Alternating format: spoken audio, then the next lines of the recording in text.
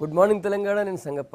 పత్రికలో వచ్చిన ముఖ్యమైన వార్తలు చూసినట్లయితే నిన్న సీఎం కేసీఆర్ రెండో రోజు కూడా ఎర్రవల్లిలో గ్రామజ్యోతి కార్యక్రమంలో ఉన్నారు. మొత్తం ఊరంతా తిరిగి సమాధానం చేశారు. అక్కడ ఉన్నటువంటి ఈ కూలిపోయిన ఇళ్ళని చెత్త చెదారం మొత్తం స్వయంగా దగ్గరుండి ఆయన పాల్గొని చేశారు.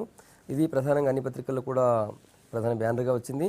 మొత్తం పల్లెల్లో ఉన్నటువంటి దరిద్రంపై పేదరికంపై యుద్ధం చేద్దాం, ఇక ఎవరు కూడా ఆకలితో ఉపవాసం ఉండకూడదు అని చెప్పారు. దానికి సంబంధించినటువంటి ప్రధాన బ్యానర్ అన్ని పేపర్లు మెయిన్గా తీసుకున్నాయి. ఇక రెండో వార్త చూసినట్టయితే నిన్న సీఎం కేసీఆర్ ఈ కొత్త ఎక్సైజ్ పాలసీకి సంబంధించిన ఫైల్పై సంతకం చేశారు. దానికి సంబంధించిన వార్త ప్రధానంగా వచ్చింది.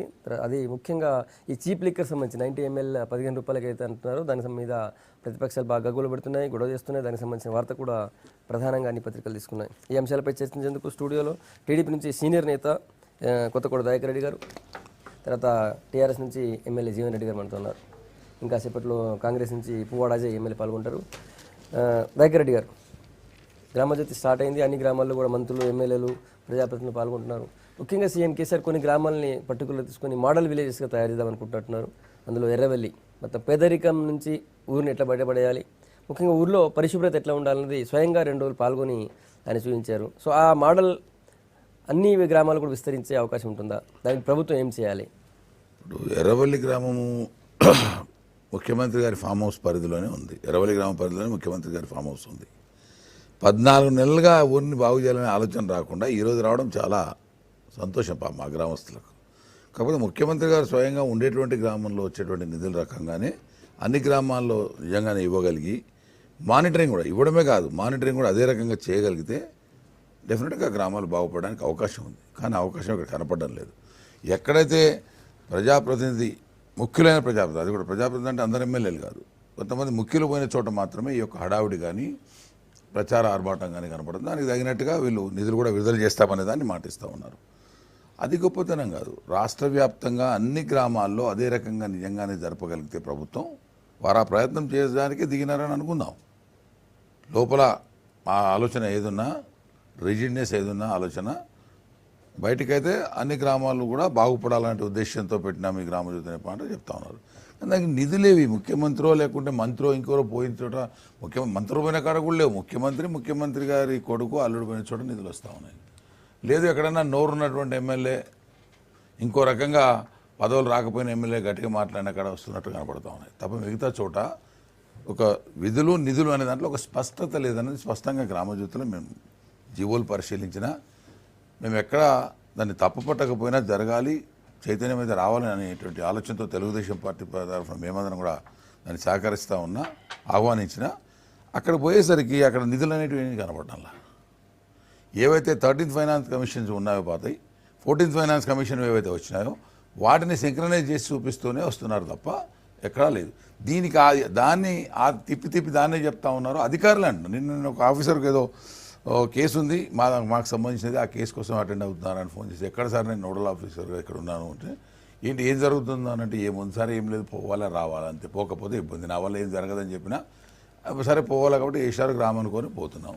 అట్లా కావద్దనే మంత్రులు, ప్రజాప్రతినిధులు అందరూ కూడా పర్యవేక్షణ చేస్తే వాళ్ళు అడాప్ట్ చేస్తే అట్లా ఈ మాట వరుస కాకూడదు అనేది సీఎం టార్గెట్ గా కనిపిస్తుంది. అందుకే ఆయన స్వయంగా అదే చెప్తున్నారు. తాను పోయిన కారణం ఇంకొకరిద్దరు పోయిన కారణం జరుగుతున్నటువంటి స్ఫూర్తిని పూర్తి స్థాయిలో తేవడానికి ప్రయత్నం చేస్తున్నారని మనం భావిస్తాం.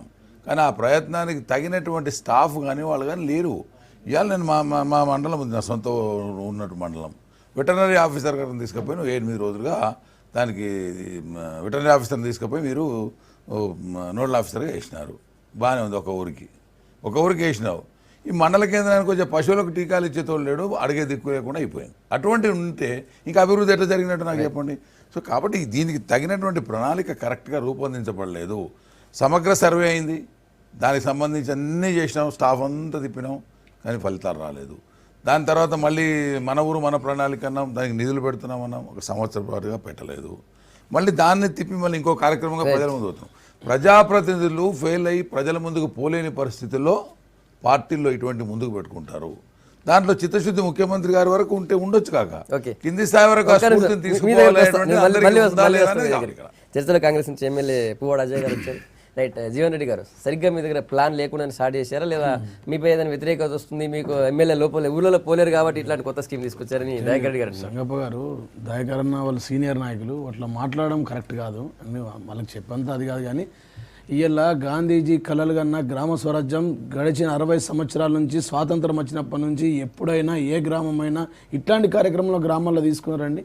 ఇలా నిజంగా మేము చెప్తా ఉన్నాం, గాంధీజీ కలలు కన్నా గ్రామ స్వరాజ్యం నిజం కావడానికే గౌరవనీయులు రాష్ట్ర ముఖ్యమంత్రి కేసీఆర్ గారు గ్రామజ్యోతి కార్యక్రమం తీసుకున్నారు. చాలా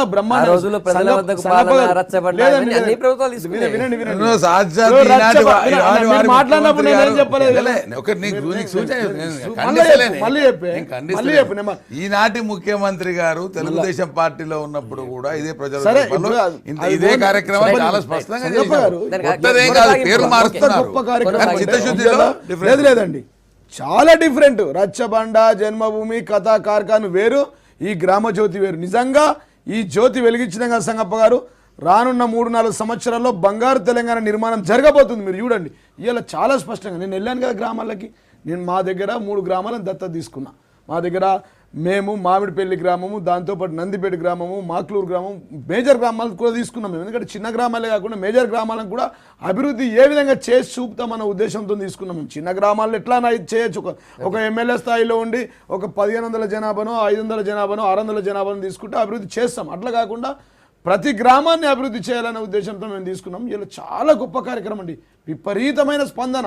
మీరు నమ్మరు, ఎలక్షన్స్ అయిన తర్వాత ప్రజలు వారు ఇంత పెద్ద ఎత్తున దాదాపు ఒక్కొక్క గ్రామ సభకు 2000 పైన 3000 పైన ప్రజలు వచ్చిరండి. ప్రజలు వచ్చి చాలా స్పష్టంగా ఎంత హ్యాపీగా ఉన్నారంటే, ఇలా నిజంగా గ్రామ అధికారం మా రాజ్యం మాకు వచ్చింది, మా గ్రామాలను పరిపాలించుకునే అధికారం మాకు వచ్చింది, మా గ్రామాలను పరిశుభ్రత చేసుకునే అవకాశం మాకు వచ్చింది. కలిసి కట్టుగా లేదండి, ఒక్క నిమిషం, ఇంత గొప్ప కార్యక్రమం. దాదాపుగా 25,000 కోట్లతో ప్రతి గ్రామానికి 2 నుంచి 6 కోట్ల వరకు పెడుతున్నాం. ఒక్క నిమిషంలో సరే అంటే ఎట్లా సంగప్ప గారు చెప్పుకోనివ్వండి. అజయ్ గారు చెప్తారు, వారు చెప్పినా కూడా మళ్ళీ చెప్తా, అంత గొప్ప కార్యక్రమం.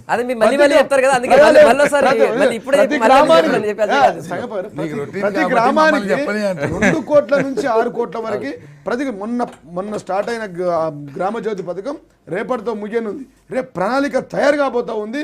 అసలు ఆశ్చర్యపోతారండి. మేము చెప్తున్నాం, గ్రామ జ్యోతి మేము 100% సక్సెస్ చేయగలిగితే ఇంకా ప్రతిపక్షాలు ఇక్కడ మాట్లాడడానికి కూడా అవకాశం ఉండాలి. అంత గొప్ప కార్యక్రమం. అన్ని అంశాలను, ప్రతి ఒక్క అంశాన్ని 5 కమిటీలు వేస్తున్నాం, 7 కమిటీలు వేస్తా ఉన్నాం ప్రతి గ్రామంలో, ఇన్క్లూడింగ్ వ్యవసాయ కమిటీతో అన్ని అభివృద్ధి పనులు చేసుకోవడానికి ప్రియారిటీ వైజ్ గా ఆ గ్రామంలో గ్రామ సర్పంచ్ 10% ఎంపీటీసీలు, జడ్పీటీసీలు, ఎమ్మెల్యే స్వయంగా పాల్గొని బంగారు తెలంగాణ భాగస్వామ్యం అవుతుంది. ఎంపీటీసీలు కూడా మాతో ఏదో నియోజకవర్గానికి 3 ఎంపీటీసీలు ఉన్నారు, వాళ్ళు వస్తా ఉన్నారు. అట్లా ఆ విధంగా చెంగప్ప గారు, నేను కూడా గ్రామజ్యోతి కార్యక్రమంలో ఒక విలేజ్లో నా కాన్స్టిట్యున్సీలో, ఖమ్మం కాన్స్టిట్యున్సీలో పాల్గొని వచ్చిన. గ్రామజ్యోతి ప్రధానంగా వీరు చెప్తున్నట్టుగా 25,000 కోట్ల రూపాయలు ఎమ్మటే వస్తున్నాయి, లేకపోతే రాబోయే రోజుల్లో వస్తున్నాయి. ఇది ప్రధానంగా ప్రజల్ని మభ్యపెట్టే స్టేట్మెంటు. ఇందులో మేజర్ ఫండ్స్, నేను ఎగ్జాంపుల్ చెప్తాను. నిన్న ఒక గ్రామానికి వెళ్ళాను నేను, పంగిడ్ అనే గ్రామం ఉన్న కాన్స్టిట్యున్సీలో 1,21,00,000 చిల్లర డబ్బులు ఈ సంవత్సరము ఆ గ్రామానికి వచ్చే డబ్బులు అని వాళ్ళు స్టేట్మెంట్లో ప్రభుత్వం చూపిస్తే, అందులో దాదాపు 90 లక్షలు ఎన్ఆర్ఈజీఎస్ ఫండ్స్ అండి, అంటే జాతీయ ఉపాధి హామీ పథకం నుంచి వచ్చే ఫండ్స్. అది కాకుండా 13th ఫైనాన్స్, 14th ఫైనాన్స్ నుంచి దాదాపుగా 10 లక్షల రూపాయల పైన, అంటే 1 కోటి రూపాయలు. మిగతా 20 లక్షల రూపాయలు స్టేట్ ఫైనాన్స్ కమిషన్ కానివ్వండి, లేకపోతే ఆ ఊరు కలెక్ట్ చేసుకునే ట్యాక్సెస్ కానివ్వండి, ఇతరత్ర చిన్న చిన్న గ్రాంట్స్. సో ఇందులో అంటే బేసిక్గా అసలు మన కేసీఆర్ గారు, ముఖ్యమంత్రి గారు ఒక సందేశం పంపించారండి ఈ గ్రామజ్యోతిలో చదవమని చెప్పి గ్రామ సభలో ఫస్ట్ డే నాడు. ఆ సందేశంలోనే మన రాజ్యాంగంలో ఆర్టికల్ 73, 74 సవరణ ప్రకారంగా గ్రామ స్వరాజ్యం అంటే 73, 74 కాన్స్టిట్యూషనల్ అమెండ్మెంట్ ఎప్పుడు జరిగిందంటే రాజీవ్ గాంధీ గారు ప్రధానమంత్రిగా ఉన్నప్పుడు ఈ కాన్స్టిట్యూషనల్ అమెండ్మెంట్ చేసి కేంద్రం నిధులు డైరెక్ట్గా గ్రామాలకు చెందాలని చెప్పి, సర్పంచులే వాళ్ళ డబ్బులు వాళ్ళు ఖర్చు పెట్టుకోవాలని చెప్పి కాన్స్టిట్యూషనల్ అమెండ్మెంట్ ఆ రోజు చేసింది. ఆ రోజు చేసిన తర్వాత ఆ రోజు నుండి ఇప్పటి వరకు అనేక రాష్ట్ర ప్రభుత్వాలు ఈ కార్యక్రమాలని ప్రజల్లోకి తీసుకుపోవటానికి అనేక పేర్లతోనే మీరు అన్నట్టుగా చంద్రబాబు నాయుడు గారు అన్నప్పుడు జన్మభూమి ప్రజల వద్దకు పాలన, మేము ఉన్నప్పుడు రాజశేఖర రెడ్డి గారు ఉన్నప్పుడు ప్రజాపదం తర్వాత రచ్చబండ 1 పోతుంటే ఆయన చనిపోయిండు. తర్వాత దాన్ని కొనసాగించి రచ్చబండ 2 కూడా కిరణ్ కుమార్ రెడ్డి గారు చేశారు. సో ఇవాళ గ్రామజ్యోతి కార్యక్రమం కూడా అదే స్ఫూర్తి ఏంటంటే బేసిక్గా గ్రామ సభలు జరపాలా, గ్రామాల్లో కార్యక్రమాలను తీసుకొని పోవాలా. సో ఫండ్స్ వచ్చేసేసి స్టేట్ గవర్నమెంట్ ఫండ్స్ ఏమైనా ఉన్నాయా ఎలకేషన్ ఇందులో సపరేట్గా, అంటే ఈ స్కీమ్ కోసం అని చెప్పానంటే స్పెసిఫిక్ ఎలకేషన్స్ స్టేట్ గవర్నమెంట్ నుంచి స్టేట్ గవర్నమెంట్ ఫండ్స్ నుంచి ఎలకేషన్స్ లేవు. ఈ కేవలం ఇంతకుముందు ఆ గ్రామ పంచాయతీకి ఏదైతే డబ్బులు వస్తున్నాయో అవే డబ్బులు.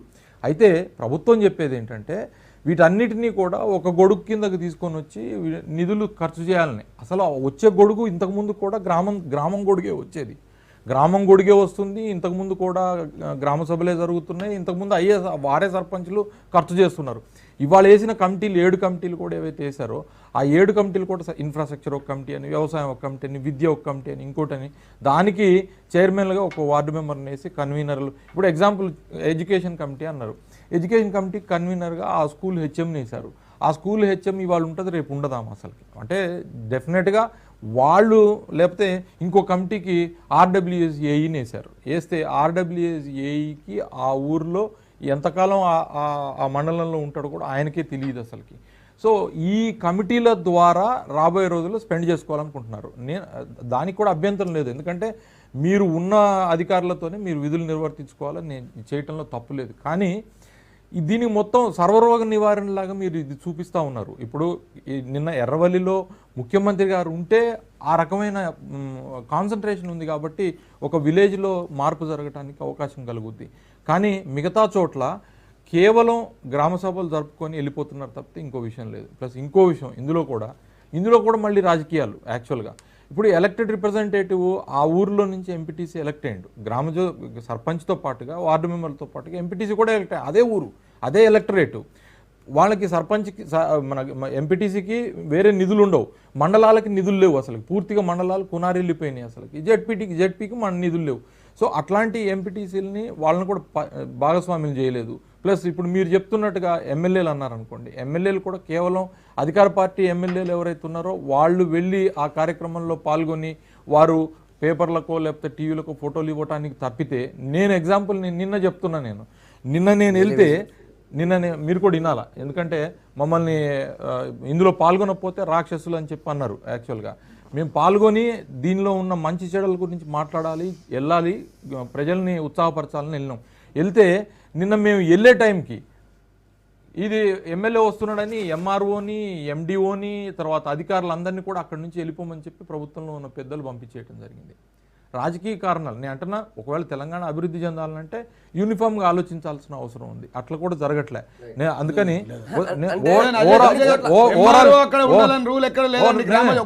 ఓవరాల్ స్ఫూర్తి చెప్తున్నా నేను. అంటే నువ్వు ఎమ్మెల్యే ఉన్నావు,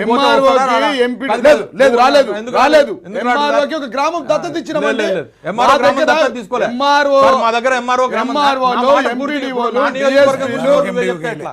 కాదు లేదు, ఎంఆర్ఓకి ఇవ్వలేదు సార్. నా దగ్గర ఉన్నది ఒకటే మండలం ఉన్నది. నా దగ్గర ఒకటే మండలం ఉన్నది.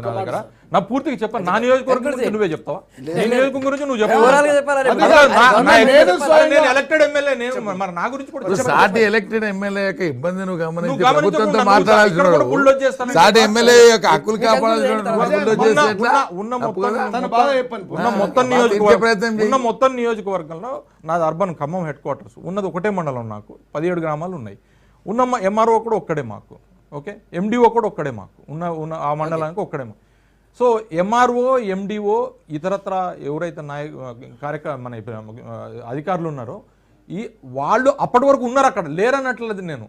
అప్పటి వరకు ఉన్నారు అక్కడ ఉండి ఎమ్మెల్యే వస్తున్నాడు కార్యక్రమానికి అనేటప్పటికీ అందరినీ కూడా బలవంతం వాళ్ళ ఇష్ట ప్రకారం కాదు, నన్ను పూర్తి చేయని నేనేమంటాను, రాజకీయ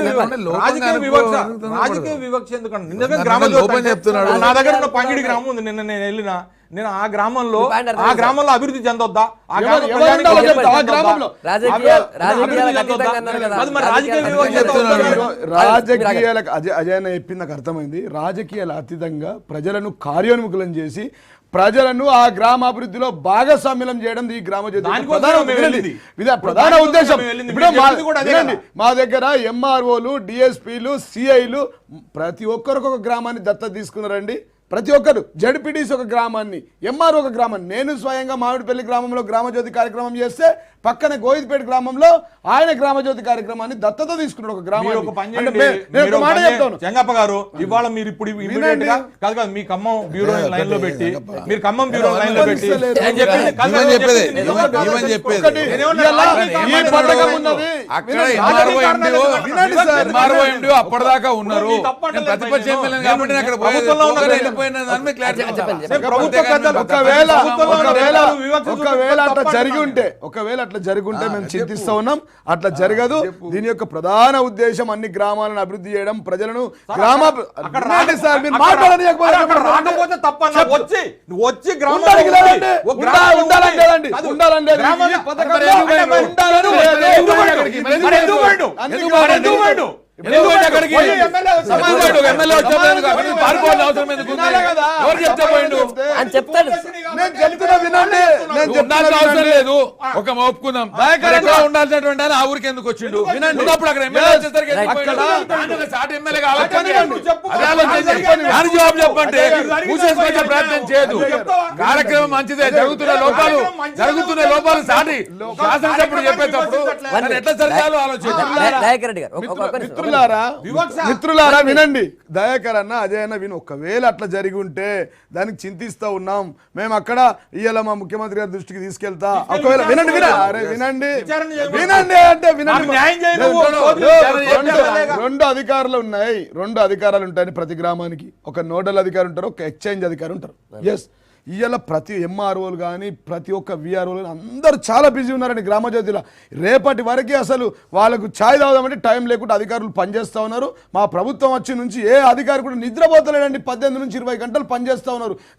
గత పాలకులలో అధికారులు 9 గంటలు 8 గంటలు పని చేస్తే ఇవాళ 20 గంటలు పని చేస్తూ ఉన్నారండి. వాళ్ళకి మేము యాడ్సాప్ చెప్తా ఉన్నాం. సంగప్ప గారు ఇప్పుడు ఎమ్మెల్యేలు నిద్రపోతారా? మేమంటాం రాజకీయాలకు అతీతంగా వినండి, రాజకీయాలకు అతీతంగా 119 నియోజకవర్గాల్లో దాదాపుగా 9,000 గ్రామాల్లో ఇక్కడ కూడా పక్షపాతం లేకుండా ఎవరు రాజకీయాలు ఏ పార్టీ చూడకుండా ఈ గ్రామజ్యోతి పథకం కాంగ్రెస్ సర్పంచుల దగ్గర గ్రామజ్యోతి లేదా? కాంగ్రెస్ ఎమ్మెల్యే గ్రామజ్యోతి లేదా? టీడీపీ ఎమ్మెల్సీ రాజేంద్ర ప్రసాద్ ఏమన్నారంటే గ్రామాలపై ఉన్న అవగాహనతో కేసీఆర్ ఇది ఒక గొప్ప కార్యక్రమం అని చెప్పి మీ ఎమ్మెల్సీ స్వయంగా చెప్పిండండి రాజేంద్ర ప్రసాద్ గారు. ఎమ్మెల్సీ గారు చెప్పారు. ఎక్కడైనా కానీ పక్క రాష్ట్రం వాళ్ళు పొగుడుతురండి ఈ రాష్ట్రాన్ని. సంగప్ప గారు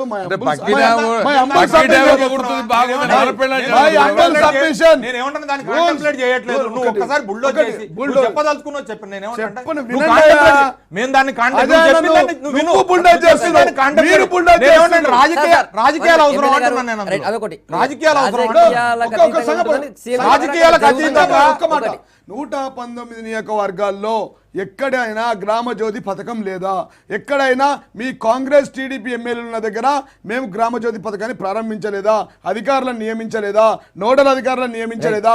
ఎక్స్చేంజ్ అధికారులను నియమించలేదా? మీరు దత్తత తీసుకుంటే వద్దన్నామా? ఎక్కడైనా వద్దంటే మీరు చెప్పండి. ఎక్కడైనా అధికారులకు ఆదేశిస్తే మీరు మా దృష్టికి తీసుకురండి. V6 లైవ్ తీసుకెళ్దాం. మీరు మేమందరం మీరు 15 నిమిషాలు మాట్లాడిరన్న. గ్రామజ్యోతి పథకం చాలా గొప్ప కార్యక్రమం. ఇవాళ ఆ గ్రామంలో రాజకీయాలు కాంగ్రెస్ అన్నదమ్ముల మధ్య విభేదం అన్నదమ్ముల మధ్య కాంగ్రెస్ విభేదం తెచ్చు కామన్ మేము చెప్తాం.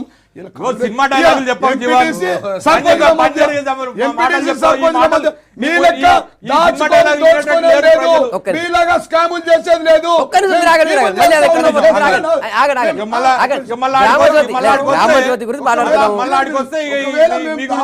దోసుకున్నది ఉంటే ఎంపీటీసీ దాచుకోవాలా? ఈ సర్పంచ్ దోసుకోవాలని అయితే అది మీరు అది చెప్పారు మీ కదా. పాలన. అది అది వదిలేదు. వదిలేదు. దాచుకుంటానికి, అదే. కోసుకుంటానికి అది డబ్బులు ఇస్తే మరి కానీ. ఎందుకు పంచాయతీ పెడుతున్నారు? లేదు, తెలంగాణ చెప్తున్నారు కదా, ఎంపీటీసీ ప్రాబ్లం సర్పంచ్లు పోతే చెప్తున్నారు. విభేదం ఎందుకండి? చెప్తున్నారు. పని చేయడానికి ఎందుకండి? పని చే- సార్, ఇప్పుడు వదిలేదు. ఎంపీటీసీ నేను ఒక మాట సర్పంచ్ చెప్తా పని ఉన్నా. చేయడానికి నేను మీరు వచ్చిన తేడాలు తర్వాత- ఎందుకు మీరు ఆగండి. తీసుకొస్తారు? ఇది కేవలం కాంగ్రెస్ కుట్ర. ఎంపీటీసీలను ఎగదొప్పుతా ఉన్నారు కాంగ్రెస్ టీడీపీలు తప్ప దీంట్లో ఎట్లాంటి రాజకీయం లేదు. సర్పంచ్ ఎంపీటీసీ ఆ ఊరికి ఇద్దరు రాజులు, వాళ్ళకి అధికారాలు ఉన్నాయి. మీరు రండి, పాల్గొనండి, అభివృద్ధిని చేసుకోండి అని ఇదే చెప్పి పాయింట్ విజ్ఞప్తి ఇదే చేస్తా పాయింట్ మీద ఉన్నాం మీరు ఆగండి. ఎంపీటీసీ నిజంగా ఈరోజు ఎంపీటీసీలు ధర్నాలు కూడా ఏదో పెట్టినట్టున్నారు. సరే ఇప్పుడు చెప్పండి, ఎంపీటీసీ తర్వాత సర్పంచ్ల మధ్య గ్యాప్ తీసుకొస్తారు కాంగ్రెస్ వాళ్ళు, టీడీపీ వాళ్ళు. పక్క. నేను ఏమంటున్నా దాని అదే తెర వెనుక రైట్, రాజకీయం నెక్స్ట్ చేస్తుంది నెక్స్ట్ వాళ్ళే. మీరు ఆగండి. తెర వెనుక ఎంపీటీసీల వెనుక రాజకీయం మీరు చేస్తుంది చెప్పారు. కాంగ్రెస్ వాళ్ళు. జీవన్ రెడ్డి గారు Yes. చెప్పారు. నేను మీరు ఆగండి. ఏమంటున్నా అంటే నా మిత్రుడు జీవన్ రెడ్డి గారు పాపం యువకుడు, కాకపోతే ఒకటేంటంటే పాపం ప్రజా ఎందుకు? ప్రజా యువకుడినే. కాదు కాదు ముసలోడిని కాదు, పాపం ఎందుకు మరి? కాదు అందులో పాపం ఏం చెప్తున్నా అంటే నీకు సహనం ఉండాలి. యాక్చువల్గా ఏంటంటే ఇంకా భవిష్యత్తు ఉంది కాబట్టి చెప్తున్నా, ఇతరులు కూడా మాట్లాడేటప్పుడు వాళ్ళకి అవకాశం ఇచ్చి యాక్చువల్గా మీరండి. యాక్చువల్గా ఇలా గుండా చేసింది ఏం కాదు. లేదు, చెప్తా దయకరండి. అట్లా కాదు. ఇలా నేను ఆయన ఏమంటున్నా అంటే మాట్లాడి, మేము మాట్లాడేటప్పుడు ఆయన కాదు, కాదు. సరే, పాయింట్ మీరు చెప్పండి. డైరెక్ట్ పాయింట్కి రండి. సార్, మీరు మనకు చెప్పండి, ఉండే గుండాలు ఎవరు చేసిర్రు? ఎమ్మెల్యే గారు డైరెక్ట్ పాయింట్కి రండి. పాయింట్కి నేను రండి. ఏమంటున్నా అంటే ఇప్పుడు నీకు సమస్య ఉన్నదనుకో, నీకు సమస్య ఉంటే నువ్వు ప్రతిపక్ష పార్టీలో ఉంటే నువ్వు చెప్పినా నేను నువ్వు స్పందించినట్టే నేను స్పందించను. సమాధానం రెండు కాదు, నేను ఏమంటున్నా అంటే డైరెక్ట్ డైరెక్ట్ పాయింట్కి వస్తున్నా. ఏంటంటే నేనేమంటున్నా, ప్రజాస్వామ్య ప్రక్రియలో మీరు తీసుకున్న దాంట్లో ఎమ్మెల్యేలు భాగస్వాములు కాదా, జెడ్పీటీసీలు భాగస్వాములు కాదా, ఎంపీటీసీలు భాగస్వాములు కాదా? మీరు ఎంపీటీసీలు జెడ్పీటీసీలు విపక్ష ఎమ్మెల్యేలని పక్కన పెట్టి గ్రామజ్యోతి కార్యక్రమం నిర్వహించుకోవాలనుకుంటున్నారా? ఆ గ్రామజ్యోతి కార్యక్రమం ఒకవేళ నిర్వహించుకోవాలనుకున్నా కూడా ఎమ్మెల్యేగా నేను వెళ్తే, నేను కాదు నేను అనేది, ఎవరు వెళ్ళినా కూడా మీరేమంటున్నారంటే 109 నియోజకవర్గాలకి మేము అడాప్షన్ ఆఫీసర్లు వేసినాం, 109 నియోజకవర్గాలకి మేము లేదు ఒకటి తీసుకోమంటున్నా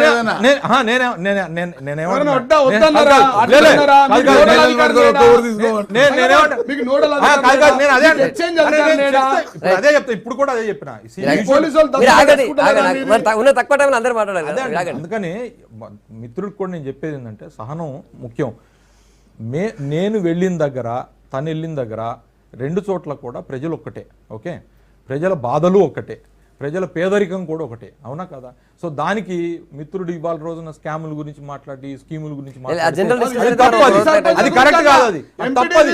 ఇవాళ మీరు అడిగిన ప్రశ్న, ఇవాళ మీరు అడిగిన ప్రశ్న, అజయ్ గారు ఆ పాయింట్ చెప్పండి. మీరున్నారా వాళ్ళనుక, మీరే ఎగదోస్తున్న వాళ్ళని ఆ పాయింట్ చెప్పండి. నేను ఒక మాట చెప్తున్నా, మీ ఎంపీటీసీలని, మీ పోచారం శ్రీనివాస్ రెడ్డి గారిని కానీ లేకపోతే మీ ఇంద్రకరణ్ రెడ్డి కానీ మంత్రుల్ని, మీ ఎంపీటీసీలని కాంగ్రెస్ ఎగదోస్తుందా?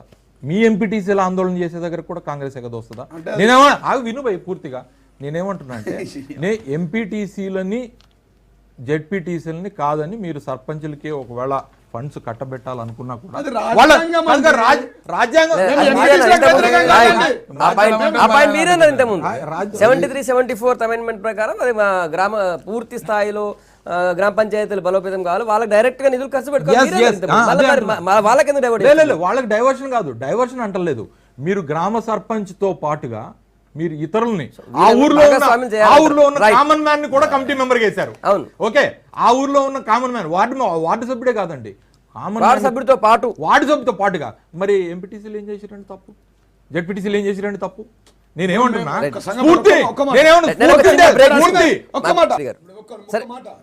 మీరు లాస్ట్ లో మీరు ఆ పాయింట్ కూడా చెప్తారు. మీరు ఒక్క నిమిషం దయచేసి. ఇప్పుడు గ్రామజ్యోతి కార్యక్రమాన్ని తప్పు పట్టే ప్రయత్నం ఎవరు చేయడం లేదు.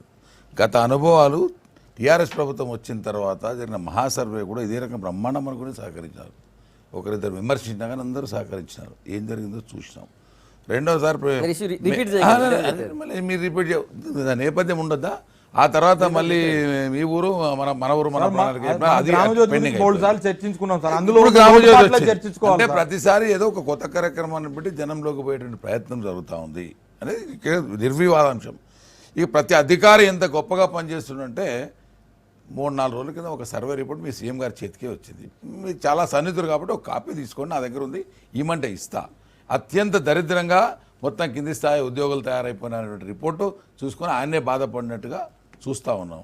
కాబట్టి మనం అంత పొగడాల్సిన అవసరం లేదు. ఇక్కడ మనం ప్రజాస్వామ్యతంగా ప్రజలతో ఎన్నికైన వాళ్ళం, అధికారులతో పనిచేయాలి, సమన్వయం చేయాలి. దాంతోపాటు మనలో మనకు సమన్వయం అనేది ముఖ్యంగా ఉండాలి. What the Ajay wants to say is I think అది మనలో ఆ సమన్వయం లేక మనం తీసుకుంటూ పోతే దీనికి సక్సెస్ఫుల్ ఎట్లా అవుద్ది, ఎట్లా సహకరిస్తారు రాజకీయ పార్టీల పరంగా Politicize చేస్తే ఎట్లా? పొలిటిసైజ్ చేస్తారని వాళ్ళు చెప్తా ఉన్నారు. ఇప్పుడు గ్రామజ్యోతిలో 100% మీరు ఎంత జీవనం నోటిందని దబాయించినప్పటికీ కూడా జీవనం నీకు అక్కడ పోయేసరికి 13th finance commission 14th finance commission మండలాలు జిల్లా పరిషత్ ద్వారా రిజల్యూషన్ల ద్వారా వచ్చి చర్చ జరుగుతాయి. 5 ఏళ్ల ప్రణాళిక తయారైతే 5 ఏళ్ల ప్రణాళికలు చర్చ మార్పు చేర్పులు చేసి పెట్టేదాన్ని సేమ్ ఇప్పుడు అజయ్ గారు ఒక మాట అన్నారు, 1 కోటి 20 లక్షలు తన గ్రామానికి సబ్జెక్టు కరెక్షన్ అని వెరిఫై చేసుకోమని 5 ఏళ్ల ప్రణాళిక 5 ఏళ్ల కన్నా ఉంటుంది దాంట్లో చూసుకోండి. అప్పుడు ఇది రొటీన్ దాన్ని ఒకేలా ఇది ఈ రకంగా ప్రజాప్రతినిధులు పనిచేయించడం అనేది ముఖ్యమంత్రి గారి ఉద్దేశం అయితే దట్స్ రైట్, దాన్ని ఒప్పుకుంటాం, దానికి కాదనలేం. కానీ దీంట్లో అందరికీ సమాన భాగస్వామ్యం ఉండాలా. ఇలా ఎంపీటీసీల విషయం ఇస్తారు కానీ మా తమ్ముడు మాట అన్నాడు ఎగబెడుతున్నాడు. నో, మీ ఎంపీటీసీలే మా దగ్గర మా హెడ్ క్వార్టర్ మండలాన్ని తాళం వేసినారు మీ ఎంపీటీసీలే. ఇట్లా వేరియేషన్స్ లేవు. అంటే నేను అనేది అది వాళ్ళ ఎంపీటీసీల స్థాయిలో కూడా రాజకీయ విభేదాలు పక్కన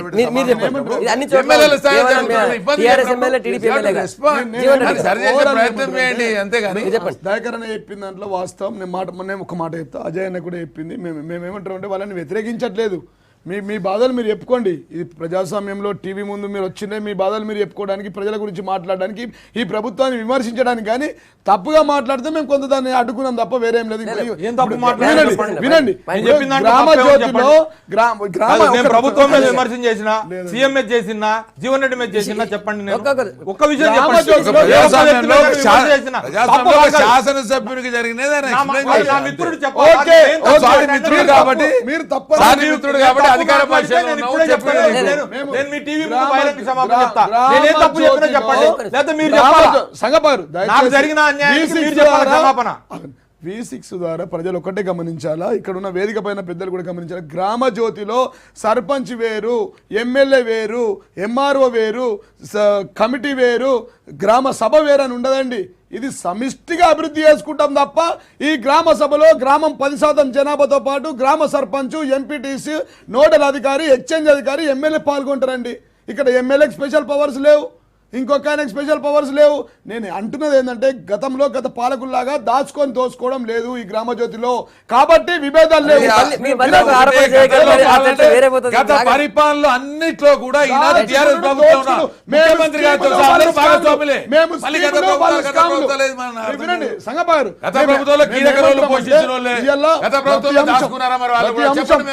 ఎంత గొప్ప కార్యక్రమం అంటే అండి, ప్రతి గ్రామంలో డంపింగ్ యార్డ్, ప్రతి గ్రామంలో శ్మశాన వాటికి జాగాలు చూస్తా ఉన్నాం.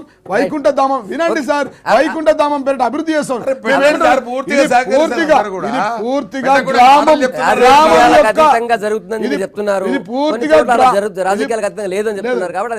వందకు 100% అట్లా జరగని ఎవరు రాష్ట్ర ముఖ్యమంత్రి అట్లాంటి భేదాభిప్రాయాలు చూపారు. ఒకవేళ జరిగితే మీరు సీఎం గారి దృష్టికి తీసుకెళ్ళండి. మేము చెప్పడం లేదు,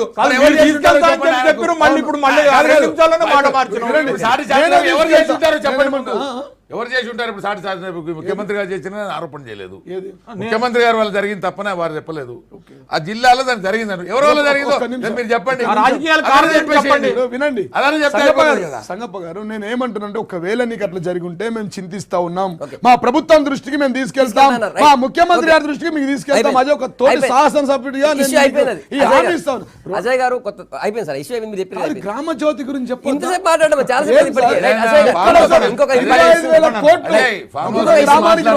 నుంచి 6 కోట్ల వరకు ఎంపీటీ సర్పంచ్ మధ్య 70% ప్రజాప్రతినిధులు ఎంపీటీ సర్పంచ్ మధ్య విభేదాలు చీల్చి ఇక్కడ ప్రతి గ్రామ కార్యక్రమంలో సర్పంచ్ తో పాటు ఎక్సైజ్ పాలసీ డిసైడ్ అయింది. ఇన్ని రోజులు కాంగ్రెస్ పార్టీ, ముఖ్యంగా కాంగ్రెస్ పార్టీ నుంచితో పాటు అన్ని ప్రతిపక్షాలన్నీ కూడా చీప్ లిక్కర్ తీసుకొస్తుంది గవర్నమెంట్, దాని మీద బాగా ఆందోళన చేస్తున్నాయి. ఆయన కూడా 90 ml 15 రూపీస్కి డిసైడ్ అయింది. సో కొత్త ఎక్సైజ్ పాలసీని ఎట్లా చూస్తారు మీరు?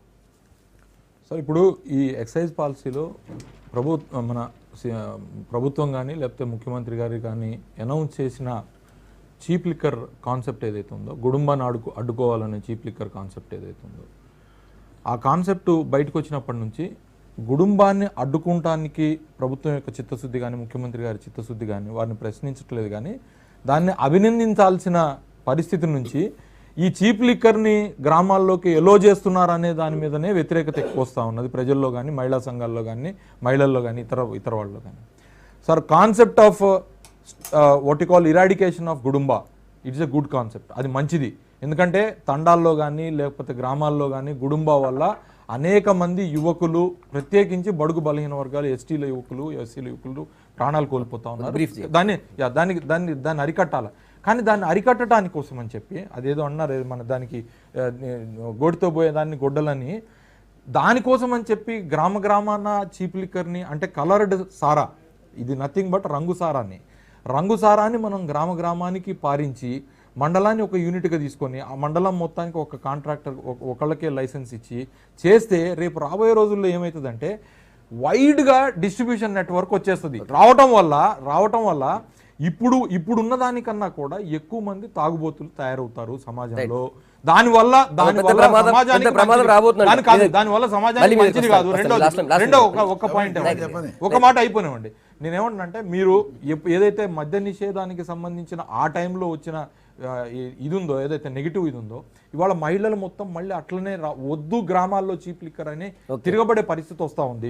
దయచేసి నేనేమంటే ప్రభుత్వానికి విజ్ఞప్తి ఏంటంటే ఒక్కసారి మీరు మీ లిక్కర్ విధానాన్ని పునఃపరిశీలించుకోండి. ప్రభుత్వం అసెంబ్లీ వస్తుంది కాబట్టి అసెంబ్లీలో చర్చించండి, అందరి అభిప్రాయాలు. ఇప్పుడు చీప్ లిక్కర్ను ప్రవేశపెట్టేదానికి ఈ రకమైన గుడుంబాను అరికట్టడం అనే దాన్ని తీసుకొచ్చేటువంటి కాన్సెప్ట్ ముందు పెట్టినట్టుగా స్పష్టమవుతా ఉంది రాను. ఆ కాన్సెప్ట్ మంచిదే. ఆ కాన్సెప్ట్ ఇవాళ కొత్తగా లేదు. ప్రభుత్వాలు ఏ ఉన్నప్పటికీ కూడా ఆ కాన్సెప్ట్ అనేది రాజ్యాంగంలోనే ఉంది. ఇలిసిట్ లిక్కర్ని స్టాప్ చేయాలా, ప్రమోట్ చేయకూడదు అనేది. దానికి రూల్స్ అండ్ రెగ్యులేషన్స్ ఉన్నాయి. అవి ఉపయోగించేటువంటి అథారిటీ ఉన్న ముఖ్యమంత్రో, మినిస్టర్లో, ఎమ్మెల్యేలో, అధికారులు ఎవరు ఉపయోగించలేదు. దాని వెనక వచ్చేటువంటి లాభాలకే పరిమితమైనటువంటి సందర్భంగా వచ్చేటువంటి ప్రాబ్లం ఇది. దాన్ని ఎక్కడ పుండుందో అక్కడ మందేయడం మానేసి, ఈ నాకు పుండు అయితే పక్కోడికి మందేస్తే ఇది తగ్గదు కదా. కాబట్టి ఇవాళ ప్రభుత్వం ఇదే చీప్ లిక్కర్ను ఆ ఇల్లిసిట్ లిక్కర్ అని అంటున్నాం, దాని ఇల్లిసిట్ తీసేసి లైసెన్స్డ్ ప్రమోట్ చేసేటువంటి ప్రయత్నం జరుగుతూ ఉందన్న దానికి ఇవాళ మీరు ఏం జవాబు చెప్పాలని బాధ్యత ఉంది. మనం ఇక్కడ వాదించుకుంటే లాభం లేదు. సేమ్ ఏమంటున్నారు, ఇల్లిసిట్ లిక్కర్ వల్ల ఆరోగ్యం పాడవుతుంది, జనం చనిపోతారు అని అంటున్నావు. అంటే నువ్వు లైసెన్స్ ఇచ్చి ప్రభుత్వ పరంగానే తాగండి అని చెప్పి పంపించి దానివల్ల వచ్చే అనారోగ్యంలో హాస్పిటల్లో బతికేది, డాక్టర్లు బతికేయడానికి అవకాశం కల్పిస్తున్నారా అనేది మీరు ఆలోచన చేయండి. కాబట్టి ముఖ్యమంత్రి గారు స్వయాన లిక్కర్ వల్ల జరిగే అనర్థాలు అనుభవపూర్వకంగా తెలిసిన మనిషి కాబట్టి దయచేసి దీన్ని వెనక్కి తీసుకోవాలి. దీన్ని వెనక్కి తీసుకోమని అందరు వెనక్కి తీసుకోమని మా రిక్వెస్ట్. మేమేమంటామంటే గుడుంబ ఇయ్యాల ఏదైతే ఉందో, దయాకర్ అన్న కానీ అజయ్ గారు కానీ వాళ్ళ నియోజకవర్గాల్లో ఎంతమంది వితంతువులకు ఇవాళ పింఛన్లు మేము ఇస్తున్నామో తెలుసుకుంటే సరిపోతుంది. కుటుంబ ద్వారా ఎంత అనారోగ్యమై ఎంతమంది చనిపోతున్నారు. మేము ఒక మాట చెప్తున్నాం, ఎంతమంది అంటే దాదాపు కొన్ని వేల పింఛన్లు ఒక్కొక్క నియోజకవర్గానికి ఇస్తున్నాం. ఆ వితంతు పింఛన్లు కేవలం 20 నుంచి 30 సంవత్సరాల లోపు వ్యక్తులకి. ఎందుకని తీరా ముఖ్యమంత్రి గారు ఎంక్వైరీ చేపిస్తే అది కేవలం 18 సంవత్సరాల నుంచి కుటుంబం అయినటువంటి వ్యక్తులందరూ చనిపోతూ ఉన్నారు. నా ఆడ అక్క చెల్లెలందరూ వితంతువులుగా మారుతూ ఉన్నారు, వాళ్ళకి పింఛన్లు ఇస్తూ ఉన్నాం. అది అరికట్టడానికి నిన్న మొన్న మాట్లాడారు, ప్రతి గ్రామానికి సారా దుకాణం పెడతాం. ప్రతి గ్రామానికి కాదండి, ఇవాళ మండలానికి ఒక దుకాణం పెట్టబోతున్నాం. కేవలం మండలానికి ఒక దుకాణం పెడితే అందుబాటులో ఎవరికి ఉండదు. మరి గుడుంబాను మానిపియాలంటే, గుడుంబాను నిరోధించాలంటే, అవినీతి ఏర్లుగా పారుతున్న గుడుంబాను ఆపేయాలంటే, గత పాలకులు చేయని పని మేము చేయాలంటే ఆల్టర్నేట్ డ్రింక్ ఒకటి చూపించి మండలానికి ఒకటి పెట్టాలా. పెట్టిన తర్వాత ప్రజలకు అందుబాటులో లేదండి.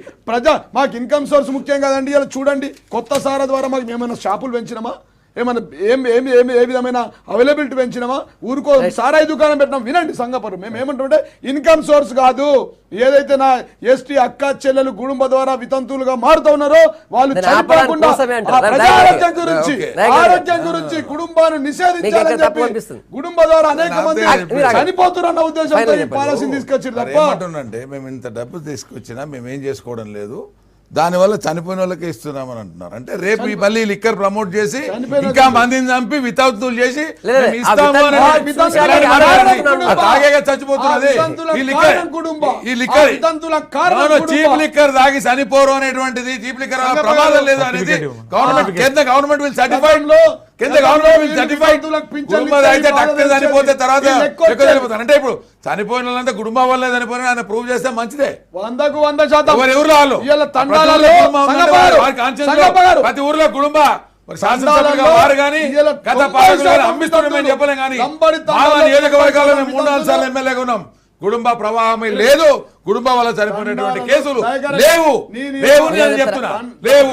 మీరు అనవసరంగా దాన్ని ప్రమోట్ చేసి మేము ఇట్లా సంపాదిస్తాం, ఇట్లా చంపుతాం, చంపిన వాళ్ళకి మేము ఇస్తాం మాట్లాడేది. కేవలం కుటుంబ ప్రమోట్ చేస్తాం, తాగండి సావండి మేము పెన్షన్ ఇస్తాం. గవర్నమెంట్ సార్ నేను ఒక మాట సమాజ హితం కోసం నేను చెప్పేది ఏంటంటే ఏదైనా సరే వ్యసనానికి బానిస అయ్యే ఏదైనా సరే ప్రభుత్వాలు ప్రజలకి ఫ్రీగా అందుబాటులో ఉంచడం అనేది ప్రమాదకరమైన విషయం. అందుకని చెప్పి లిమిటెడ్ గా అవైలబిలిటీ ఉంచాలి. మిత్రుడు చెప్పినట్టు మండలానికి ఒక షాప్ కాదు, వాడు చెప్పిన దాన్ని నేను చెప్తాను. మండలానికి ఒక షాప్ కాదు, మండలానికి ఒక లైసెన్స్ ద్వారా ప్రతి గ్రామంలో ప్రతి తండాలో దుకాణాలు తెరుస్తున్నారు. గుడుంబ ఎక్కడో దాచుకొని అమ్మాలి.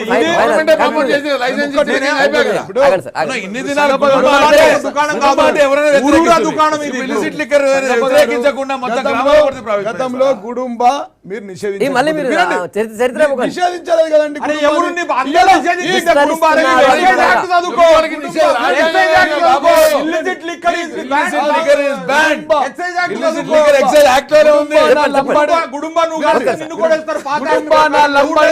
అక్క చెల్లెల ఇంట్లో పుట్టినిల్లు కారం కాంగ్రెస్ టీడీపీ ప్రభుత్వం యొక్క ప్రధాన ధ్యేయం. ఖచ్చితంగా దాన్ని నిషేధిస్తాం, ప్రజల ఆరోగ్యాన్ని కాపాడుతాం, మండలంలో ఒకే దగ్గర అవైలబిలిటీ పెడతాం అని చెప్పి సందర్భంగా తీవ్ర వ్యతిరేకత వస్తుంది. మరి దీనిపై గవర్నమెంట్ ఎట్లా నిర్ణయం తీసుకుంటే చూద్దాం. థ్యాంక్ యూ దయాకర్ రెడ్డి గారు, జీవన్ రెడ్డి గారు, అజయ్ గారు. గుడ్ మార్నింగ్ తెలంగాణ అభిప్రాయాలు చెప్పేందుకు. రేపు మార్నింగ్ మళ్ళీ ఇదే టైం కలుద్దాం. Stay tuned.